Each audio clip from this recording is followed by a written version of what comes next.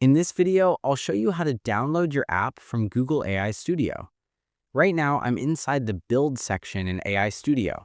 To download your app, go to the Your App section where you'll see all the previous apps you've created. Select the app you want to download.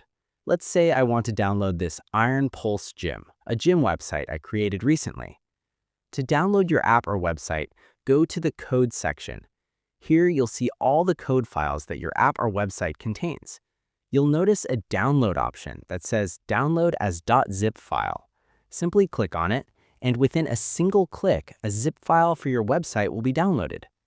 Open this zip file and extract it to a particular location. I'll select Extract All and click Extract. All our code files have now been extracted.